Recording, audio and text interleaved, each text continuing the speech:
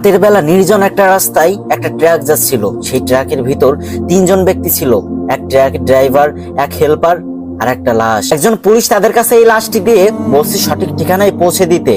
গভীর রাত, ট্রাক চলতেছে, হঠাৎ করে সামনে একটা দোকান দেখা গেল, চায়ের দোকান। ড্রাইভার আর হেল্পার ট্রাকের সামনে বসেছিল আর পিছনে ছিল সেই মরা লাশ। এদিকে দোকানের পাশে একটা ছেলে দাঁড়িয়ে ছিল ঢাকা যাবে বলে, কিন্তু তার কাছে পর্যাপ্ত পরিমাণ ভাড়া ছিল না।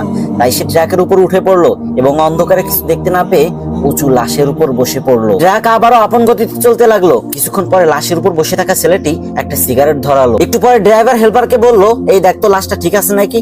তারপর যখন হেল্পার পিছনের দিকে তাকালো, তখন সে দেখতে পেলো অন্ধকারে বিড়ির আগুন উঠানামা করতেছে। এটা দেখে তো হেল্পারের মাথা ঘুরে গেল আর ড্রাইভারকে বলতে লাগলো, উস্তাদ গাড়ি থামান, দেখেন লাশে উঠে বয়ে বয়ে বিড়ি টানতেছে। ড্রাইভার পিছনে তাকিয়ে দেখে ঘটনা সত্য, সাথে সাথে ব্রেকে পা দিয়ে এক লাফ দিয়ে ট্রাক থেকে নেমে দৌড়াতে লাগলো।